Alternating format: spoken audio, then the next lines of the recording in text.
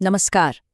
कभी सोचा है कि हमारी सबसे प्राइमल एनर्जी और हमारी सबसे हाईएस्ट स्पिरिचुअल स्टेट, क्या इन दोनों में कोई कनेक्शन हो सकता है? पूर्वी दर्शन में एक ऐसा ही आइडिया है जो जितना प्रोवोकेटिव है उतना ही मिसअंडरस्टूड भी। यह हमारी सबसे गहरी बायोलॉजिकल ड्राइव को हमारे सबसे ऊंचे स्पिरिचुअल गोल से जोड़ता है।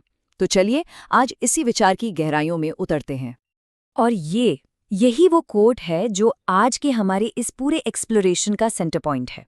ये एक तरह से एक मैप है, एक ऐसी जर्नी का जिसे हम आज समझने वाले हैं। एक ऐसी यात्रा जो हमारे वजूद के दो बिल्कुल ऑपोजिट लगने वाले छोरों को एक साथ ले आती है। तो इस कॉम्प्लेक्स फिलॉसफी को समझने के लिए ये रहा हमारा रोड मैप। हम इसे 5 स्टेप्स में देखेंगे। पहला, इसका प्रोवोकेटिव प्रेमिस। फिर सेक्सुअल एनर्जी को रीडिफाइन करेंगे, जानेंगे कि रिप्रेशन की प्रॉब्लम क्या है, अवेयरनेस का रास्ता क्या है, और finally the final transformation. Alright, तो शुरू करते हैं पहले पार्ट से। यही इस पूरे आइडिया की फाउंडेशन है। मतलब ये कैसे ह्यूमन एक्सपीरियंस के दो कंप्लीटली ऑपोजिट पोल्स को एक साथ जोड़ता है। ओके, तो यहाँ 2 कोर कॉन्सेप्ट्स हैं, संभोग और समाधि। संभोग मतलब हमारी प्राइमल लाइफ फोर्स, हमारी बायोलॉजिकल ड्राइव, ये है स्टार्टिंग पॉइंट। और डेस्टिनेशन वो है समाधि, a state of super consciousness. तो बस यही है A to B का पूरा फ्रेमवर्क। अब इस जर्नी को समझने के लिए सबसे पहले उस एनर्जी को समझना पड़ेगा जो इसे फ्यूल करती है ना? तो ये फिलॉसफी इस एनर्जी को देखती कैसे है, चलिए जानते हैं। यहाँ पे सेक्सुअल एनर्जी को गुड या बैड, राइट या रॉन्ग के लेंस से नहीं देखा जाता। सोचिए, ये बस एक न्यूट्रल पावरफुल लाइफ फोर्स है, क्रिएशन का रॉ मटेरियल, कुछ भी पापी या लो लेवल नहीं, ये बस एनर्जी है। और ये कोट, वाओ, ये इस आइडिया को परफेक्टली कैप्चर करता है। एनर्जी एक ही है, इट्स द सेम एनर्जी। एक डायरेक्शन में वो एक नई फिजिकल लाइफ क्रिएट करती है, और अगर उसी एनर्जी की डायरेक्शन को टर्न कर दिया जाए तो वो साधक को ही एक नई स्पिरिचुअल लाइफ दे सकती है। सारा खेल डायरेक्शन का है।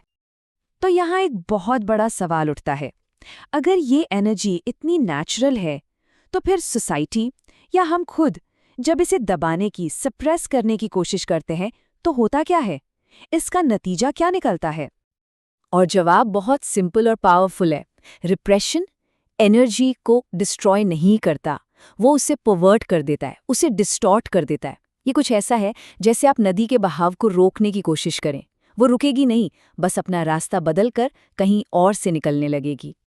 यू सी, वो दबी हुई एनर्जी कहीं जाती नहीं है, वो बस अपना फॉर्म चेंज कर लेती है, और अक्सर अनहेल्दी तरीकों से बाहर निकलती है, जैसे फॉरबिडन चीज़ों के लिए ऑब्सेशन, या एंगर, वायलेंस, या फिर वो कांस्टेंट इनर कॉन्फ्लिक्ट, गिल्ट, एक माइंड जो अपने ही खिलाफ लड़ रहा हो।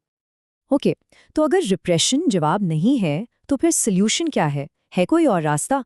बिल्कुल है। और यहीं पर ये फिलॉसफी एक कंप्लीटली डिफरेंट अप्रोच देती है। सप्रेशन नहीं, ट्रांसफॉर्मेशन। और ये ट्रांसफॉर्मेशन होता है थ्रू मेडिटेटिव अवेयरनेस। इस टेक्निक को विटनेसिंग या साक्षी भाव कहते हैं। इसे समझने के लिए 3 स्टेप्स हैं।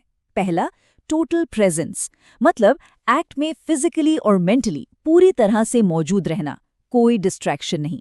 दूसरा, वॉच विदाउट जजमेंट, अपने अंदर जो भी सेंसेशंस, जो भी थॉट्स आ रहे हैं उन्हें बस एक न्यूट्रल विटनेस की तरह देखो, गुड, बैड, राइट, रॉन्ग का टैग लगाए बिना जस्ट ऑब्जर्व। और तीसरा, and this is the key, feel the upward flow, ये सेंस करना कि वो एनर्जी जो फिजिकल सेंटर पर है वो धीरे धीरे ऊपर की तरफ, हायर कॉन्शियसनेस की तरफ मूव कर रही है।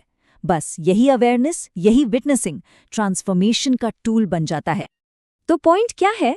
पॉइंट एनर्जी को डिनाई करना नहीं है, पॉइंट है उसे कॉन्शियसली रीडायरेक्ट करना।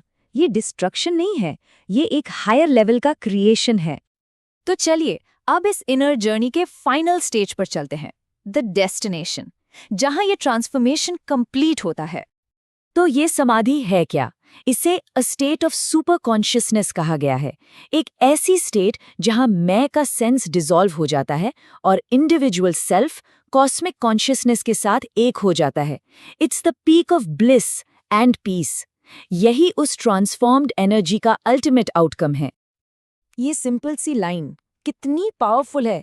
मतलब कुछ नया नहीं बनाना है, जो एनर्जी ऑलरेडी अंदर है बस उसे एलिवेट करना है। एनर्जी वही, डायरेक्शन नहीं, फ्रॉम डाउनवर्ड टू अपवर्ड। और ये फाइनल कोट, ये इस पूरी जर्नी को कितनी खूबसूरती से समराइज करता है मेटाफोरिकली। जैसे कीचड़ में कमल खिलता है, वैसे ही ये फिलॉसफी कहती है कि हमारी सबसे प्राइमल, सबसे अर्थी एनर्जी में हाईएस्ट स्पिरिचुअल कॉन्शियसनेस बनकर खिलने का पोटेंशियल है। ओके, तो क्विकली रीकैप करते हैं की टेकअवेज क्या हैं। पहला, सेक्सुअल एनर्जी न्यूट्रल है, डिवाइन है। दूसरा, उसे सप्रेस करना काउंटर प्रोडक्टिव है, इससे परवर्जन होता है। तीसरा, ट्रांसफॉर्मेशन का रास्ता है, मेडिटेटिव अवेयरनेस।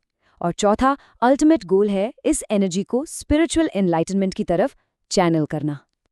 तो हम आपको इसी एक सवाल के साथ छोड़कर जा रहे हैं, एक प्रोवोकेटिव थॉट जो हमें हमारी ही नेचर और हमारे अंदर छिपी लिमिटलेस पॉसिबिलिटीज के बारे में सोचने पर मजबूर करता है।